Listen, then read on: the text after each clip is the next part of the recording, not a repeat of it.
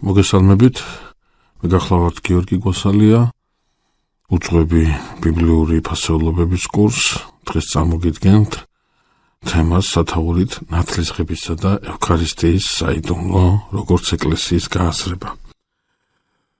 ჩვენ თავის დროზე საუბრობდით ახალი აღთქმის ეკლესიის დაარსების შესახებ, საუბრობდით იმასთან დაკავშირებით, რომ ამ ეკლესიის დასაძირკვლებას აქვს თავისი საღვთო განგებულებითი ფუნდამენტალური მიზნები, რომელთაგან უმთავრესია ის, რომ ადამიანი, რომელიც ბუნებით იქნა გამოხსნილი და განკურნებული ქრისტეს მიერ, აი ამ ადამიანმა შეძლოს პიროვნული ერთობა ღმერთთან, პიროვნული ერთობა თავის შემოქმედთან, სხვაგან ვარადრო ვთქვათ, შეძლოს ყველა ადამიანისათვის სანუკვარი მიზნის მიღწევა ეზიაროს მარადიულ, მოუკლებელ და უსრულებელ სიხარულს და ჩვენ საუბრობდით იმასთან დაკავშირებითაც, რომ ეკლესიურობა, ეკლესიაში ყოფობა თავის თავში არ გულისხმობს მარტივად იქ გავლას, გასეირნებას,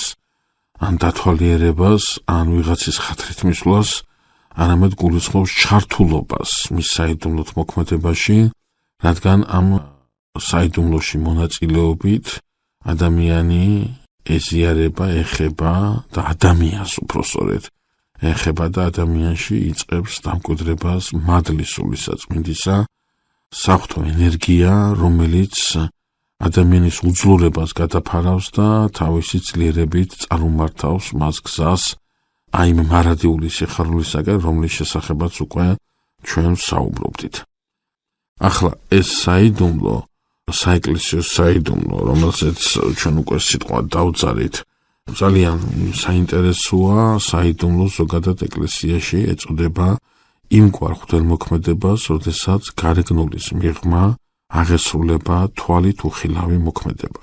სხვაგვარად რო ვთქვათ, საეკლესიო მსახურებაში არის რაღაცა მოქმედება, რომელსაც ხედავთ მატერიალური თვალით და მას თან ახლავს იმგვარი რამ, რაც უხილავია და რისი მიღებაც მხოლოდ რწმენითაა შესაძლებელი. სწორედ ამ უხილავ მოქმედებას ეწოდება საიდუმლო. სხვაგვარად რო ვთქვათ, მეგობრებო, ჩვენ როდესაც საიდუმლოში მონაწილეობაზე გვაქვს საუბარი, იმავდროულად ერთ უმთავრეს პირობას ვაქცევთ ყურადღებას, რომ საიდუმლოში მონაწილეობა ხდება რწმენით. რწმენა აუცილებელი ის, ასე ვთქვათ, თანამდევი, რომელიც ადამიანს ამ საიდუმლოს გაშინა არსების, ამ საიდუმლოსთან ღირსეულად ზიარების აი ამ საშუალებას აძლევს, ვინაიდან ჩვენ თუ მარტო ვხედავთ იმას, რაც გარეგნულად ხდება და ვთვლით, რომ ამით შემოიფარგლება ყველაფერი, მაშინ ჩვენ უბრალოდ ვეღარ გავაგზავნებთ საუბარს იმ საღვთო მოქმედებაზე, რომელიც სწორედ რომ უხილავად აღესრულება ჩვენში და მას ხილული შედეგები მოაქვს. ამიტომაც აი საეკლესიო მსახურებაში, საეკლესიო ცხოვრებაში ჩართულობა ხდება მაინც და მაინც პიროვნული ურთიერთობით ღმერთთან, იმ რწმენით, იმ დამოკიდებულებით, რაც ადამიანს აქვს თავის შემოქმედთან დაკავშირებით. ჩვენ თავის დროზე ერთ-ერთი შეხვედრისას აღვნიშნავდით, რომ ყველა წარმოუდგენელია ადამიანი ეკლესიას უკავშირდებოდეს რაღაცა ტრადიციის, ან გვარტომობრივი ჩვეულების, ან და რაღაცა მიმბაძველობის გამო და ამ შემთხვევაში მან სრულიად მიიღოს და ის სრულიად ეზიაროს იმ სიხარულს, რომელიც სიხარულიც საეკლესიო მსახურებაში მომზადებული აქვს ღმერთს ადამიანისათვის. ქრისტიანობა ზოგადად არ არის რელიგია, რომელიც მხოლოდ აი ამ პარამეტრებით შემოიფარგლება. ის არ არის გვარტომობრივი თუ რაღაცა ტრადიციული რელიგია. ეს არის რელიგია, რომელიც გააზრებულ და გადაწყვეტილებით წარმოდგენილ, გადაწყვეტილებით ხაზგასმულ ურთიერთობას ითხოვს ღმერთთან. მე ეკლესიაში მივდივარ, მე ვეზიარები მის საიდუმლოებებში ვარ ჩართული, მე ვეზიარები აი ამ მადლს, იმდენად, რამდენადაც პიროვნული შეხვედრის სურვილი მაქვს ღმერთთან და არა იმიტომ, რომ ჩვენი წინაპრები დადიოდნენ. თავისთავად ცხადია, წინაპრების ღვაწლს და მათ მოღვაწობას აქვს განუსაზღვრელი და ძალიან დიდი მნიშვნელობა მათ შემინახეს, მათ ჩემამდე მოიტანეს აი ეს ყველაფერი და მათი ღვაწლი მართლა უზომოა და მადლობა ღმერთს იმისათვის, რომ სწორედ აი მათი ღვაწლის შედეგად მე დღეს ისევ რჩება საშუალება ქრისტეს ეკლესიაში ვეზიარო მის საიდუმლოებებს, მაგრამ ამით არ უნდა შემოვიფარგლო. ეს არ უნდა იყოს ის, რაც ჩემსა და ღმერთს შორის პიროვნულ ურთიერთობას განსაზღვრავს. არის უფრო მეტი, არის უფრო მნიშვნელოვანი, რომელიც სწორედ საეკლესიო საიდუმლოებებში ჩართულობის სახითაც არის გამოხატული. თვითონ სიტყვა საიდუმლო ბერძნულად ასეა მისტერიონ და ნიშნავს რაღაცის დაფარვას, რაღაცის დამალვას.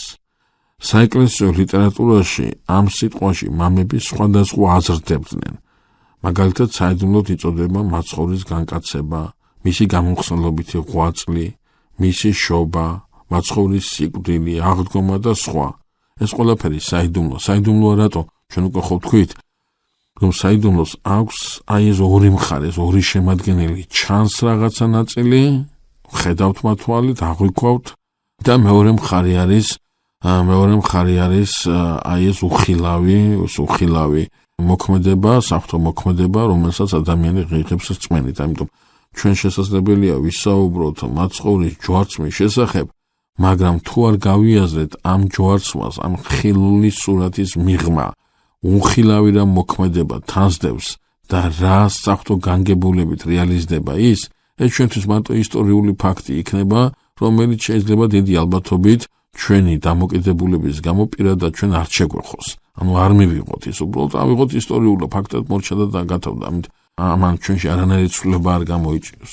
მაგრამ როდესაც მე მაცხოვრის მოღვაწეობაში ხედავ რაღაც საიდუმლოებით მოქმედებას, ანუ ხედავ რაღაცა ისეთს, რაც სულიერი თვალით იხილება და არა მატერიალური, ფიზიკური თვალით, მე უკვე ვხედავ იმ საოცრებას, მე უკვე ვხედავ იმ სიყვარულს, რომლითაც ღმერთმა თავისი ძე, მამამ თავისი ძე მოავლინა და ის ჩემი სიხარულისათვის სიცოცხლის ჯვარზე და დაეფლობა და მესამე დღეს მკვდრეთით აღდგება.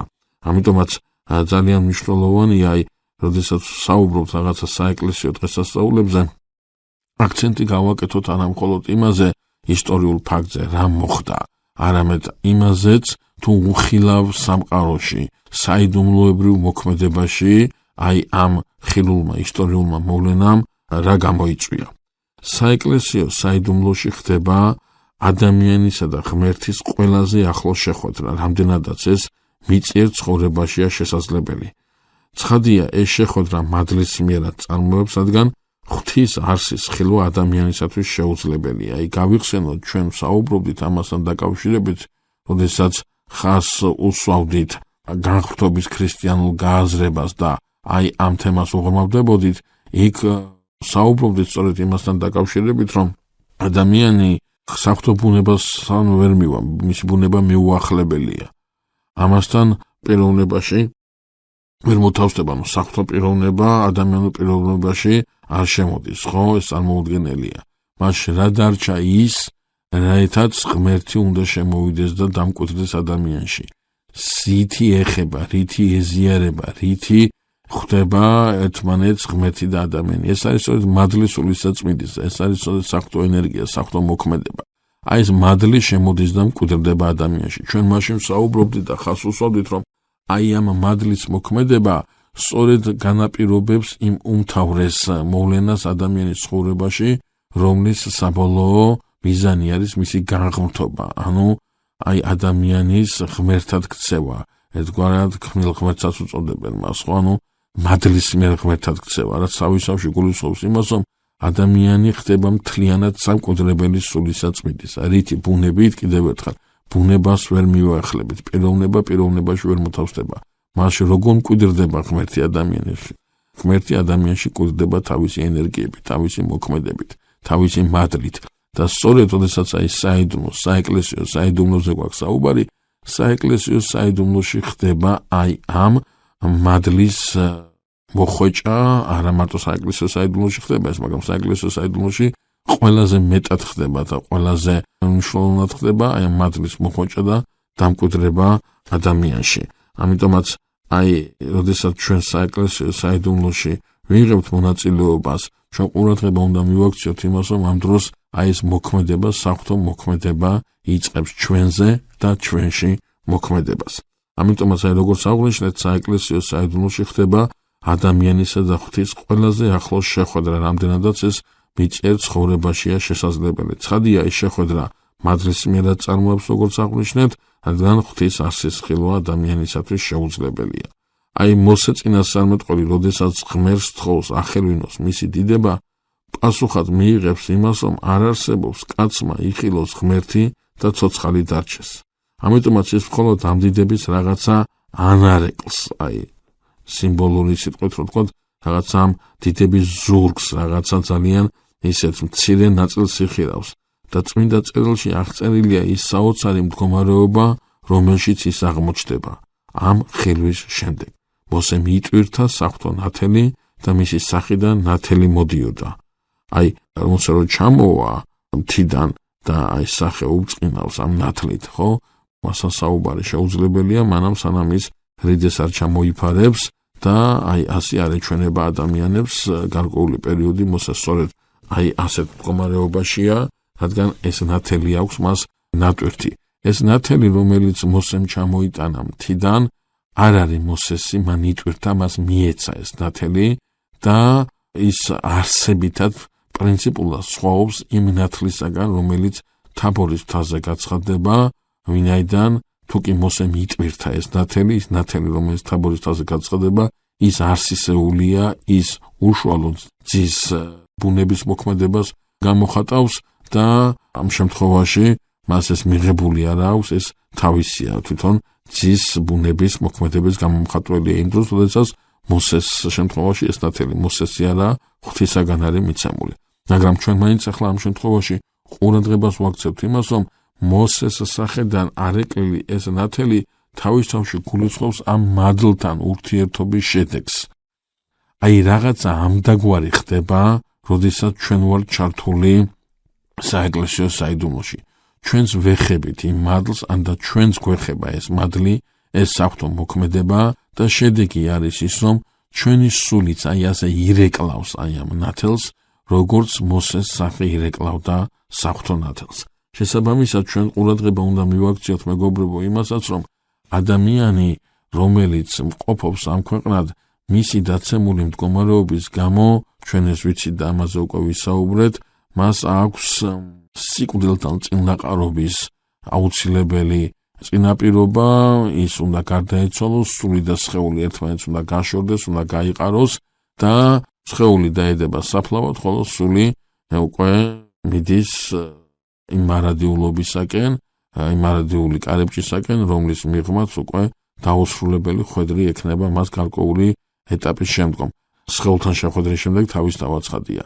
ამიტომაც ჩვენ ვსვავთ კითხვას, რომ ეს სული სად არის ამ მდგომარეობაშია და როდესაც ჩვენ საუბრობთ ღმერთზე და ვამბობთ, რომ ღმერთი ყველგან არის და სხვანაირად წარმოუდგენელია, მაშინ ჩვენ ვსაუბრობთ, რომ საღვთო მოქმედებაც ყველგან არის, ღმერთი ყველგან მოქმედებს, არ შეიძლება მისი მოქმედება, არ შეიძლება მისი მადლი, მისი ენერგია რაიმემ შეზღუდოს, რაიმემ შემოწეროს და სადღაც თქვათ პირობითად წყალებში რო ავიღოთ ეს სიტყვა, სადღაც არ გაუშვას, ან სადღაც არ შეუშვას. ის ყველგან ყოფობს. ამიტომაც ადამიანი რო გადის ამ ქვეყნიდან, სწორედ ამ მოქმედებას, ამ მადლს ეხება, ყველგან ყოფობის აი ამ რეალობას შეიგრძნობს სწორედ. და რა მდგომარეობაში ამ დროს სული. თუ კი ამ ქვეყნად ის სწორედ საეკლესიო საიდუმლოებებში ჩართულობის გამო ირეკლავდა ამ ნათელს და ეს ნათელი ყვიდრდობდა ადამიანში უხილავად, მაშინ ამ ქვეყნიდან გასვლის შემდგომ ამ საღვთო ნათელთან ურთიერთობა, ამ საღვთო მოქმედებასთან ურთიერთობა სულისათვის არ არის უცხო, ის არის მისთვის ახლობელი, რაღაცნაირად მშობლიური და ხდება სწორედ ამ ნათლის სიხარულით მიღება. ეს ნათელი არის უკვე განმანათლებელი, ეს ნათელი არის ამ სიხარულის მომნიჭებელი. ამისაგან განსხვავებით, თუ კი სული იმ უბსკულშია მოქცეული, სადაც ადამიანი არ უშვებს საღვთო ნათელს, სადაც ადამიანი არ იკარებს საღვთო მადლს და მის მოქმედებას, როდესაც ასეთი სული გადის ამ ქვეყნიდან, ისის თავისთავად ცხადია ამ ყველგან ყოფობის, ღმერთის ყველგან ყოფობის სივრცეს მიახლება და ის ნათელი მადლი მოქმედება სულისაწმინდისა, რომელსაც ის შეეხება, ის მისთვის უცხოა, მისთვის უკვე მტანჯველია, ის მისთვის არის რაღაცა ისეთი შორებელი, რომელიც ამ ქვეყნად მისთვის იყო მიუღებელი და თვითონ თავს არ განუკუთვნებდა მასთან ურთიერთობა. შესაბამისად, ეს ნათელი მისთვის არის უკვე არა განმანათლებელი, არამედ მწველი, უცხო, შემარცხვენელი და ასე შემდგომ და ასე შემდგომ. აი ცეცხლის მაგალითი რო ავიღოთ, ხო, ცეცხლი ანათებს კიდევაც და წვავს კიდევაც. აი ნაწილთათვის, ხომ? ნაწილთათვის, თქვა პეტრე მოციქულისათვის, ანდრია პირველწოდებულისათვის, აი ეს ნათელი არის ეს ცეცხლის და მომავალი ეს ნათელი არის განმანათლებელი და განმამხიარულებელი. ხოლო იუდა ისკარიოტელისათვის და ვთქვათ აი ასეთი ტიპის ადამიანებისათვის იგივე ეს ცეცხლი არის მწველი, რადგან მათ არ გაიკარეს მისი მადლისმიერი მოქმედება. ახლა საეკლესიო საიდუმლოებები, როგორც ჩვენ აი საუბრისას აღვნიშნეთ, არის ის საშუალება და შეიძლება ითქვას ის ერთადერთი საშუალება, რის გარეშეც ადამიანის განხრობა, ანუ ღმერთთან თანამყოფობა შეუძლებელი ხდება.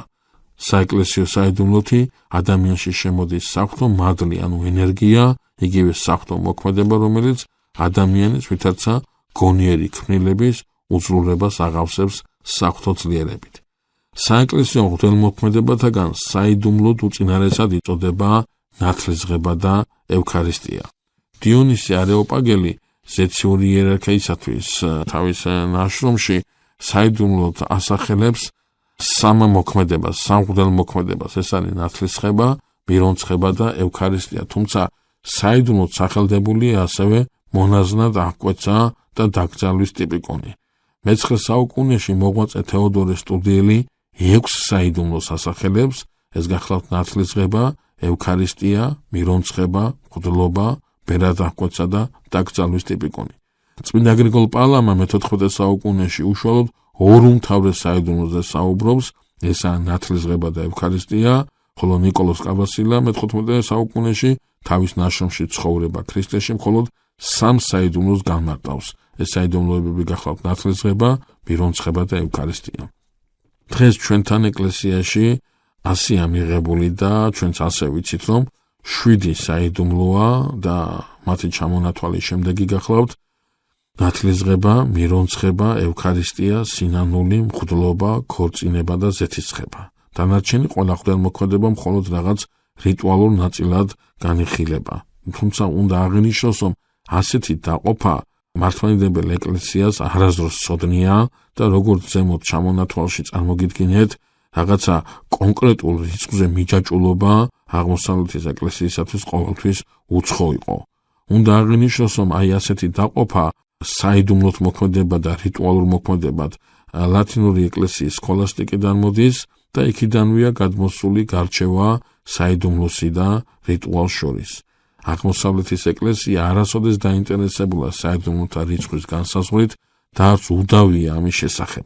ეკლესიაში 7 საიდუმლოს შესახებ პირველად აღმოსავლეთში სწავლება ჩამოაყალიბა იმპერატორმა მიქაელ პალეოლოგმა მე-13 საუკუნეში თავის სარწმუნოებრივ აღსარებლობაში, რომელიც წარუდგინეს შემდეგ პაპ კლიმენტ მე-4-ს და პაპმა მოიწონა.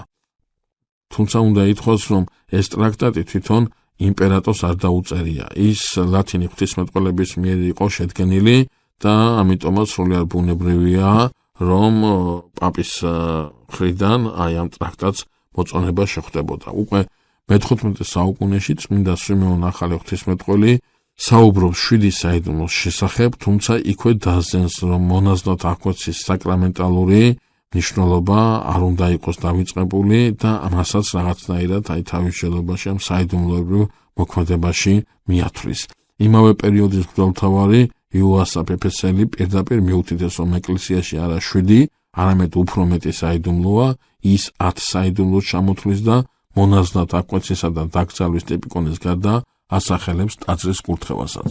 აი ჩვენ ყურადღება უნდა მივაქციოთ მეგობრებო იმასაც, რომ როდესაც საუბრობთ აი ამ საიდუმლოზე და ვამბობთ, რომ ეს მისტერიონი, ეს საიდუმლო ნიშნავს რაღაცის ისეთ მოქმედებას, რომელსაც ორი შემადგენელი აქვს, ხილული და უხილავი, ამ შემთხვევაში ჩვენც ერისკაცები, როდესაც საკვებს გადავსახავთ, ჯვარს, სახლიდან გამავალ ოჯახის წევრს, შვილს იქნება თუ ის სხვას გადავსახავთ ჯვარს, ჩვენ თუ არ გვწამს, რომ აი ამ ჯვრის გადასახვის მიღმა უხილავად რაღაცა მოქმედება თან დაერთო ჩვენ ხილულ მოქმედებას, მაშინ ეს ყველაფერი ხელების ფათურია და მეტი არაფერი.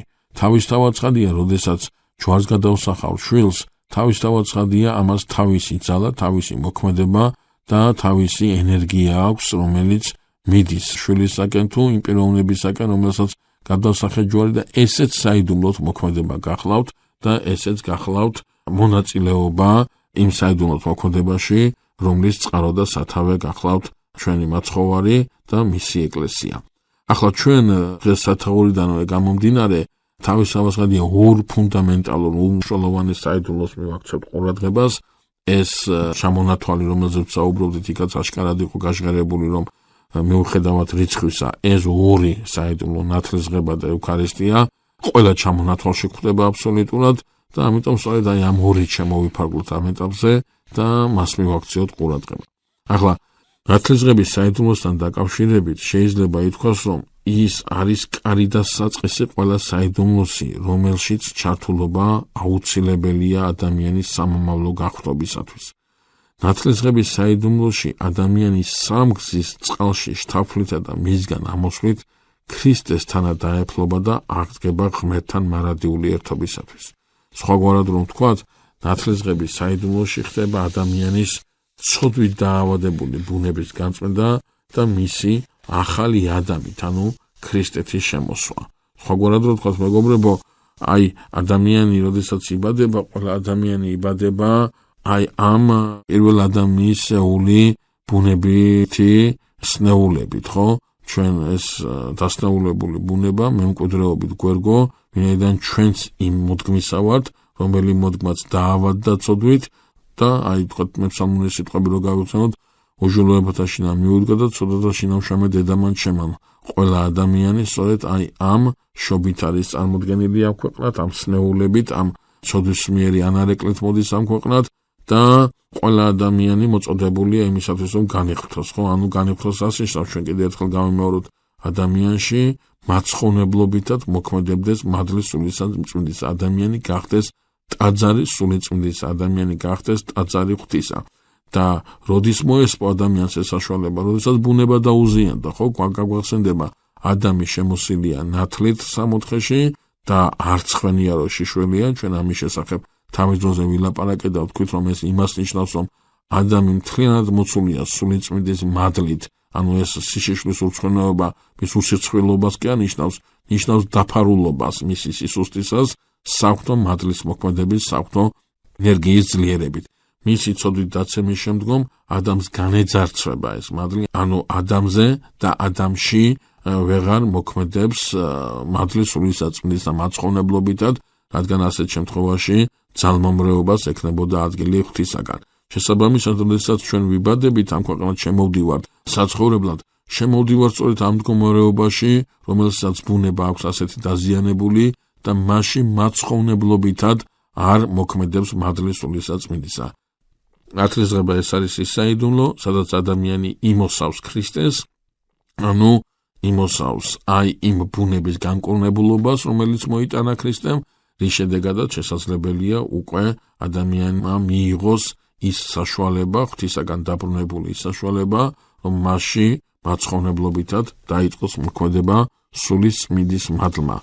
ნათლისღების საიდუმლოში ქრისტეს შემოსილობა არის ის ნიშნული, როგორც გითხარით, რის შედეგადაც ადამიანს უბრუნდება საშუალება მიიღოს ის, რაც ადამიანმა დაკარგა ცოდვის დაცემის შედეგად და რაც ბუნებითი მემკვიდრეობის გამო, როგორც აღვნიშნეთ, ყველა ადამიანს გადაეცა. სხვაგვარად რომ ვთქვათ, ადამიანს უბრუნდება საშუალება მის ბუნებაზე სულიწმინდის მადლმა მაცხოვნებლობითად იმოქმედა. სწორედ ამის გამოა, რომ ნათლისღების გარეშე წარმოუდგენელია ადამიანის გახვრობა, რადგან ნათლისღების საიდუმლოში ჩართვის გარეშე ადამიანი ვერ შეიმოსავს ქრისტეს ერთადერთ გზას სულიწმინდის მადლის მაცხოვნებელი მოქმედებისა. ნათლისღების ემბაში ხდება ხელახალიშობა და ეს მხოლოდ არ ნიშნავს იმას, რომ მონათლული ქრისტიანი ახლებულად აზროვნებს. ახლებული აზროვნების შესაძლებლობა შედეგია უფრო მთავარი მოქმედებისა, რომელიც ემბაში აღესრულა. ნათლისღების ემბაში მოხდა ძველი კაცის, ძველი ადამის სიკვდილი, მოხდა დაავადებული ბუნების დათმობა და ახალი ადამის შობა, ახალი ვნებაზე გამარჯვების უნარმიცემული ბუნების შემოსვა. არის არამართებული დამოკიდებულება, აზრი იმასთან დაკავშირებით, რომ თქვათ ემბასთან მიდის ადამიანი და ამ ემბასთან მიდის ის წმენით, ქრისტეს წმენით, სიტყვაზე ვთქვათ, საიდუმლოს ვერ ხედავს თვითონ ნათლისღებაში, ემბაში ჩაფლაში, რადგან უკვე მას წმენა ქრისტესთან, მაგრამ მართლმადიდებელი ემბას მიუახლოვდება იმისათვის, რომ ქრისტესთან კი არ იყოს მარტივად, არამედ ქრისტე იყოს მასში და თვითონ ყოფობდეს ღმერთში, ანუ ღვთისმადლში. როდესაც ნათლისღებით გარკვეული ქრისტიანული დენომინაცია ადასტურებს იმას, რომ ის ჯამთელია, ხსნილია, მართლმადიდებელი ეკლესია ნათლისღებით აცხადებს, რომ ის სწორედ ახლა შეუერთდა ხმეს, არა წმენით იხსნას თავისი თავი, არამედ იმ შემოსილებით შეუდგა ხსნის გზას, რომელიც სწორედ ნათლისღების ემბაში იწყება. თუ კი აი ეს მხოლოდ რწმენით ქრისტესთან მიახლების დეკლარანტებისათვის ნათლისღება ეს მხოლოდ ფორმალობა, მართლმადიდებლებისათვის სწორედ ნათლისღებით იწყება ახალი ეტაპი, მასში უკვე მაცხოვრებლობითად მოქმედებდეს სული წმინდა და მხოლოდ ამის შემდგომ შედის ის ღმერთთან ერთობაში. საიდუმლოდ მოქმედება ამ ნიშნით მართლმადიდებელი ეკლესიისათვის უმნიშვნელოვანესია და უპრინციპულესია. მაცხოვრის მიერ დაწესებული ნათლისღება რაღაცა ახლის დამადგენელია, თორემ თუ კი მასში რაღაცა პრინციპულად ახალი არ იდო, მაისში საიდუმლოსაც არ დააწესებდა ჩვენი მაცხოვარი. აი, გარკვეული წლისათვის ნათლისღება ეს უბრალოდ განმეორებაა წყალში სამგზის თაფლისა და ერთგვარი მიბაძვა იმ მოქმედებისა, რაც მოიმოქმედა ქრისტემ. კი, მართალია, მათ თეოლოგიაში, ნათლისღებაში მოაზრებულია სინანული და აღთქმა ღმერთის წინაშე და წმენის დადასტურება, რაც მართლმადიდებელ ეკლესიაშიცაა, მაგრამ იქ არ არის ის მთავარი, რაც წმინდა პეტრე მოციქულმა უთხრა ხალხს, რომ მონათრულიყვნენ იესო ქრისტეს სახელით და მიეღოთ სული წმინდის მადლი. აი ამ მადლის მიღების მემკვიდრეობა არ არის სწორედ ამგვარად მოაზროვნე ქრისტიანულ მიმდინარეობაშიც. მათთვის ხსნა გულისხმობს იესო ქრისტეს როგორც პირადი მხსნელის აღიარებას. მართლმადიდებელი ეკლესია კი ხაზს უსვამს, რომ ხსნა არის ადამიანში ღმერთის, ანუ ღვთის მადლის მოქმედებაში, რითაც ხდება მისი როგორც დაზიანებული ქმნილების კუნალობა, ანუ არა მარტივად აღიარება, არამედ რაღაცა მოქმედება, რის შედეგადაც საღვთო მადლი კუნალობას იწყებს ჩვენი დაზიანებული ბუნებისა. მათ წიაღში სულიერი ზრდა გულისხმობს წმენას, ერთგულებას და სხვადასხვა სათნოებას, რომელიც ხშირად სამოქალაქო სათნოებამდეც დადის. თუმცა მართლმადიდებლობისათვის ეს ყველაფერი არის შედეგი, გამოვლინება შინაგანი სულიერი ზრდისა, რაც იწყება სწორედ ნათლისღების ემბაში და რაც გულისხმობს ღვთის ძეობის მიღებას.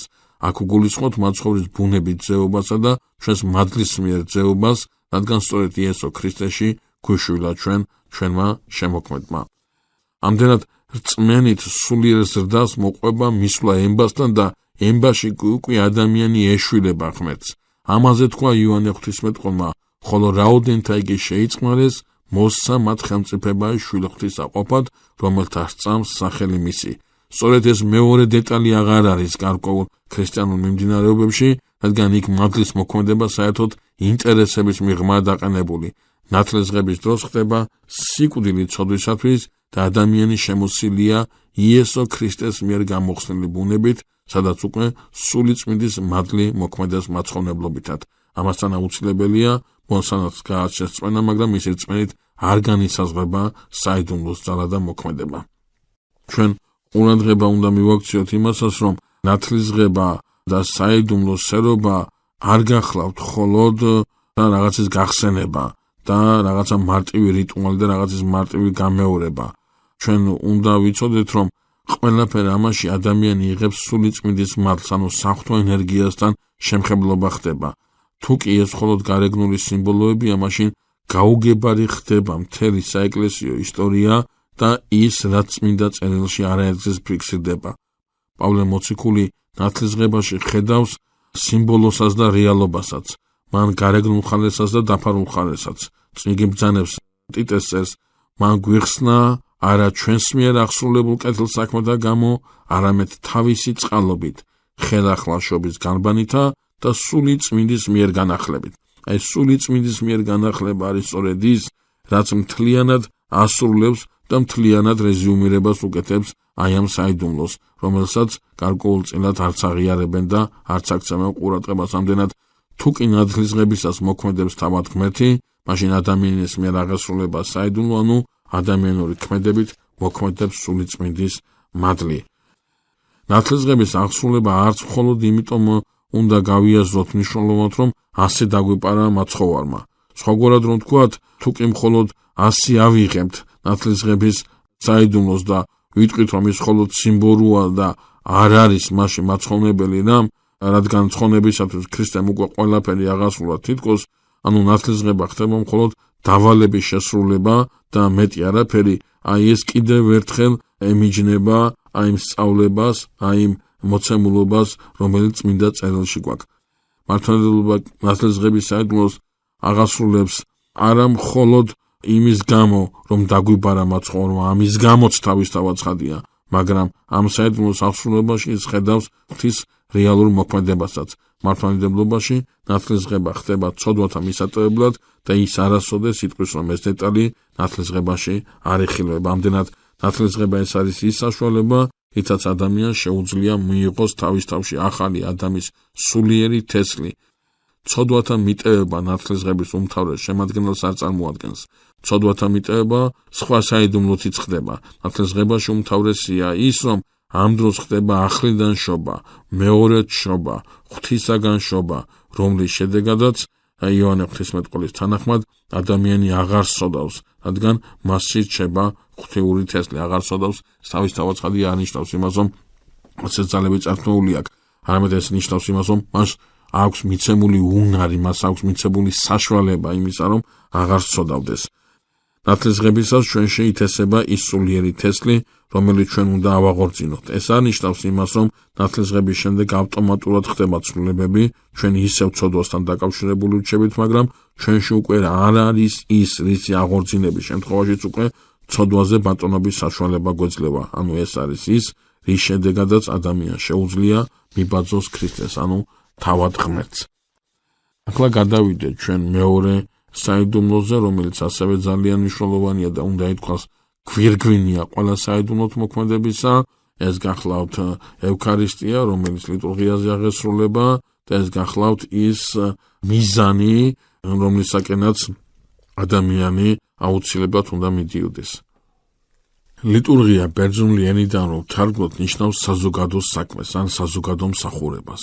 ლიტურგიაზე აღესრულება წმინდა მსხვერპლის შეწირვა, რის შედეგადაც მორწმუნეები ეზიარებიან მაცხოვრის უხსნელს, სისხლსა და ხორცს. ამდენად თუ კი ნათლისღების საიდუმლოზე აღვნიშნეთ, რომ ის არის საწყისი, კარი ყველა სხვა საიდუმლოსი, რომლის შედეგადაც სულიწმინდის მადლი მაცხოვნებელად მოქმედებს ადამიანზე, ევქარისტიაზე თამამად შეგვიძლია ვთქვათ, რომ ეს არის საიდუმლო, რომელიც გახლავთ საბოლოო მიზანი ქრისტიანის ცხოვრებისა, რადგან ამ საიდუმლოში ადამიანი ეზიარება ღმერთს და ღმერთი შემოდის მასში.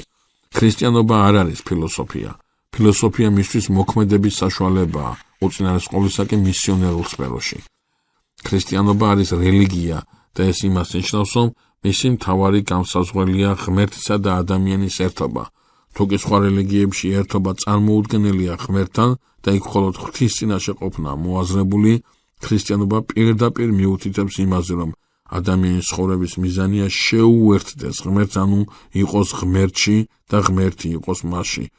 სხვაგვარად რომ ვთქვათ, ყველა რელიგიას ადამიანი მიყავს ღმერთთან, მაგრამ არც ერთ რელიგიას ღმერთი არ შემოყავს ადამიანში. ყველა რელიგიას ადამიანი მიყავს ღვთის წინაშე აყენებს, ღვთის წინაშე წარადგენს მას, მაგრამ ვერც ერთ რელიგიას ვერ შეყავს ადამიანი ღმერთში. ქრისტიანობა არის სწორედ ის რელიგია და მის ეკლესიაში აღსრულებული საიდუმლოდ მოქმედება არის სწორედ ის დასტური ამ ჭეშმარიტებისა, რომ ქრისტიანობა არის რელიგია, რომელსაც ადამიანში შემოყავს ღმერთი და ადამიანი შეყავს ღმერთში. არც ერთი რელიგიის ღმერთს არ სურს ერთობა ადამიანთან, რადგან არც ერთი რელიგია არ საუბრობს ღმერთის განკაცების შესახებ. ყველა რელიგია მხოლოდ ღმერთსა და ადამიანს შორის ურთიერთობაზე საუბრობს იმ დროს, როდესაც ქრისტიანობა ამ ურთიერთობაში ხედავს ერთობას. ევქარისტიის საიდუმლო სწორედ ამ ერთობის ფუნდამენტალური გამოხატულებაა.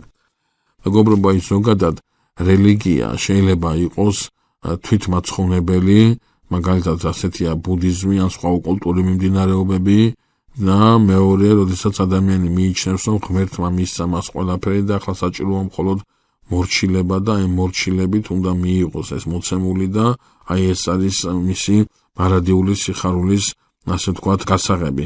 მაგალითად ისლამი ამგვარი სრული მორჩილება იმ მოცემულობისადმი, რაც ღმერთისაგან არის მიღებული და ეს აუცილებლად იქნება სამომავლო სიხარულის წინაპირობა. აი ქრისტიანობაში რაღაცნაირად ორივე ერთადაა, რაც გულისხმობს სულიწმინდის მადლის მოქმედებას და ადამიანის თანამოქმედებას. ამიტომ ქრისტიანობა ეს არის რელიგია, რომელიც საუბრობს სინერგიაზე, ანუ თანამოქმედებაზე. ამდენად ხსნა ადამიანისათვის მოცემული არა რაღაცა ისტორიული მოქმედებით, რომელიც მას არ ეხება, ან მისგან დისტანცირებულია, არამედ ის აღესრულება მასში, როცა ეს ისტორიული მოვლენა ისევ და ისევ მასში იწყებს მოქმედებას და ეს მოქმედება ეხება მას. ეს მოქმედება გულისხმობს კურნალობას. მე უნდა განვიკურნო და არ განვიკურნები რაღაც დისტანციურად. ეს კურნალობა უნდა დაიწყოს ჩემში. ამიტომ მე თუ ევქარისტიის საიდუმლოში ვარ ჩართული, ეს არ ნიშნავს მარტივად რაღაცის გამეორებას, ეს ნიშნავს იქ რაც მოხდა საიდუმლოთ მოქმედება, ამ საიდუმლოთ მოქმედების ჩემთან შემოსვლა, ჩემთან შეხებას, ვინაიდან თუ კი ეს პირადად მე არ შემეხო, აი ესეთი ისტორიული და დისტანციური ყურება, აი ამ მოვლენისადმი მე არაფერს მაძლევს და მე არაფერს მატებს. ადამიანში მოქმედებს ორი ნება, ეს არის გრავიტაციული, ანუ ბუნებრივი ნება და პიროვნული, ანუ გნომური ნება.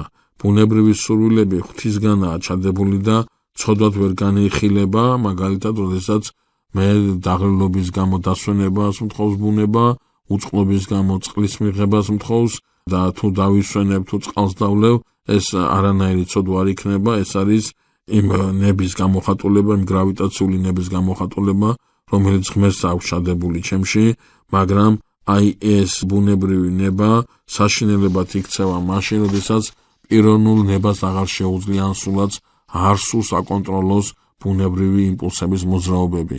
აი ცოდვა თავს აქ იჩენს სწორედ ის პიროვნულ დონეზე იწყებს რეალიზებას. ადამიანში აუცილებელია ამ მაკონტროლებლის აღდგენა, ანუ ამ გნომური ნების აღდგენა. სიტყვაზე ვთქვათ, შეიძლება ბუნება მთხოვს წყალს, მაგრამ რამდენ წყალს დავლევ, ამას უკვე პიროვნული ნება აკონტროლებს, ხო? აი ეს მაკონტროლებელია სწორედ აღსადგენი, ამ მაკონტროლებელის დაცემა მოხდა სწორედ როდესაც ადამიანის ბუნება დაავადდა და აი ამისაკენ უნდა ისწრაფოდეს ადამიანი და ეს უნდა იყოს მისთვის ძალიან მნიშვნელოვანი. ქრისტეში ჩვენ გავიხსენოთ, გქონდა ამის შესახებ საუბარი, ერთი ღვთაებრივი პიროვნება და ამდენად ამ ღმერთს, ამ ღვთაებრივ პიროვნებას არ შეუძლია შესწოდოს, ის ვერ და არ შესწოდავს და შესაბამისად მასში სრული ადამიანური ბუნება ბოლომდე ღვთაებრივი პიროვნების მორჩილებაშია. აი ზიარებისას, როდესაც ჩვენ ვეზიარებით მარცხოვრის უხსნელ სისხლსა და ხორცს, ზიარებისას ადამიანი სწორედ მარცხოვრის აი ამ სისხლს და ხორცს ეზიარება. ამასთან ეს ის სისხლი და ის ხორცია, რაც მაცხოვარს აქვს აღდგომის შემდგომ. სხვაგვარად ვთქვათ, მკვეთრით აღდგომი მაცხოვრის ადამიანურ ბუნებაში დამარცხებულია სიკვდილი, დამარცხებულია ცოდვა და სწორედ მას ეზიარება ადამიანი. მაცხოვრის ჭეშმარიტი ხორცისა და სისხლის მიღებით ადამიანი ხდება იესო ქრისტეს მისტიური სხეულის წევრი, ანუ ზიარი და სრულად განიწმინდება ცოდვებისაგან. ზიარებისას აი ძალიან მნიშვნელოვანია ამისი კარგად გააზრება, რომ ზიარებისას უნიშნულოვანეს სასაული ხდება, როდესაც პური და ღვინო სისხლად და ხორცად იქცევა, მაცხოვრის ჭეშმარიტ სისხლად და ხორცად იქცევა, მაგრამ ყურადღება უნდა მივაქციოთ იმას, რომ ამაზე მეტი და ამაზე მნიშვნელოვან სასწაულსაც აქცევა ყურადღება წმინდა მამები, ვინაიდან აი როდესაც ჩვენ ვეზიარებით სისხლად და ხორცს, მაცხოვრის სისხლს და ხორცს და ის შემოდის ჩვენში, ჩვენ განვიწმინდებით, ვიქცევით წმინდანებად. წმინდა იოანე ოქროპირი ბრძანებს, ძმებო, ეს თქვენი საიდუმლოა ტრაპეზზე, ეს თქვენ ხართ დაგებულნი ტრაპეზზე, ეზიარეთ იმას, რაც უნდა გახდეთ და რაც უნდა იყოთ. სხვაგვარად რო ვთქვათ, ზიარებისას, რაც უდიდეს სასწაულთან მიახლებას გულისხმობს, ამ პურისა და ღვინის მაცხოვრის ჭეშმარიტ სისხლს და ხორცად გადაქცევას გულისხმობს, მასთან ზიარებისას კიდევ გრძელდება საიდუმლოს ეს ამაღლებულობა და თავის თავში გულისხმობს იმას, რომ მე ევქარისტიაში მყოფი ქრისტესთან ნაზიარები ვარ წმინდა. თავისთავად ცხადია, ეს არ ნიშნავს იმას, რომ მე ბარძიმს მოცილებული უცოდველობის ნიშნით დავიარები ამ ქვეყნად. ჩემი ნებელობა, ჩემი ეს გნომური ნება, რომელზეც უკვე საუბრობდით, ჯერ კიდევ აღსადგენია, მისი ბატონობა, მისი მართლობა ჩემ ბუნებაზე ჯერ კიდევ აღსადგენია, ამიტომ მე ნებებისაკენ და ცოდვებისაკენ მიდრეკილება და დაცემულობა კვლავ მაქვს, მაგრამ იქ ბარძიმთან უშუალოდ, როდესაც ვეზიარებით, ჩემში შემოდის ეს გამწვენდელობითი ენერგია, რომელიც მე მთლიანად გამწმენს და სწორედ ამ სასწაულს უყურებს და ამ სასწაულზე მიგვითითებს წმინდა იოანე ოქროპირი. ამასთან ყურადღება უნდა მივაქციოთ, მეგობრებო, იმასაც, რომ წმინდა არ ნიშნავს უცოდველობას, არ ნიშნავს წმინდანი უცოდველს. ჩვენ ერთადერთ შემთხვევაში არ გვაქვს თავისთავად ცხადია საუბარი, ეს არის ყოვლადწმინდა ღვთისმშობელი, მაცხოვრის შემდეგ, რომელსაც მაგალითად ვერ და არ მოიყვანთ ყოვლადწმინდა დედოფალი, თავად არის მაგალითი ყველა მაგალითისა, მაგრამ მის შემდგომ ხო აი ნებისმიერი წმინდანი, რომელიც გვინდა დავიღოთ, ნებისმიერ წმინდანზე ვერ ვიტყვით, რომ მისი წმინდანობა ნიშნავს მის უცოდველობას. არა, წმინდანობა ნიშნავს არა იმას, რომ ეს პიროვნება უცოდველი არამედ ნიშნავს იმას, რომ მასში მოქმედებს მადლის სული საწმინდისა და მასში გადაფარული ადამიანური უძლურება და ის მიდრეკილია იმ ერთობისაკენ, რომელ ერთობაშიც ის მიიღო ყოვლადწმინდა სამებამ და ამით გამიჯნა მთელი იმ სამყაროსაგან, რომელიც წმინდესთან წინაყარი არ არის. და ბოლოს ჩვენი შეხვედრის დასასრულს უნდა ვთქვათ, რომ სამი ისა გვაქვს ხო ქრისტიანული, მაშინ ძირითადად ეს არის ლათინური კათოლიკური ქრისტიანული კრებული, პროტესტანტული ქრისტიანული კრებული და მართლმადიდებელი ეკლესია.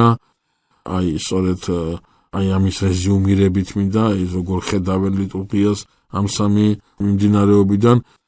ლიტურგია კათოლიკებისათვის არის საიდუმლო სერობის განმეორება, ისინი იმეორებენ იმასაც აღასრულა მაცხოვარმა, პროტესტანტებისთვის ლიტურგია გახლავთ და არა ლიტურგია როგორც ასეთი ხმამაღალი სიტყვა, გახლავთ საიდუმლო სერობის გახსენება, ხოლო მართლმადიდებლობისათვის ის არის ისევი საიდუმლო სერობა, რომელიც გამართა, რომელიც აღასრულა ჩვენმა მაცხოვარმა, ანუ მართლმადიდებელი ეკლესიისათვის ეს სერობა არ დასრულებულა და კვლავ გრძელდება ეკლესიაში. განმეორება სერობისა ვერ იქნება, რადგან იქ ვინ იმეორებს იმას, რაც თქვა ქრისტემ, ახლა ჩემი ხორცი და ჩემი სისხლი. და ამდენად თავისთავად ცხადია, როდესაც მართლმადიდებელი ეკლესია საუბრობს იმაზე, რომ ეს სუფრა ჯერ კიდევ არ ალაგებულა, სწორედ ამ ტრაპეზთან მოგვიყვანს ჩვენ მაცხოვარი და როდესაც ამას ვიაზრებთ, ჩვენ ვხედავთ, რომ უქარისტიის წინაშე მდგავართ იმ მოციქულების გვერდით, წმინდა პეტრე მოციქულის გვერდით, წმინდა ანდრია მოციქულის გვერდით და მათთან ერთად ვეზიარებით ჩვენს მაცხოვარს და მათთან ერთად შევდივართ ღმერთთან ერთობაში და მათთან ერთად ვკვირდებით იმ სიხარულში, რომელიც სიხარულიც ღმერთმა მისცა კაცობრიობას. დიდი მადლობა ყურადღებისათვის, დღეს ამით დავასრულოთ, გემშვიდობებით მომავალ შეხვედრამდე.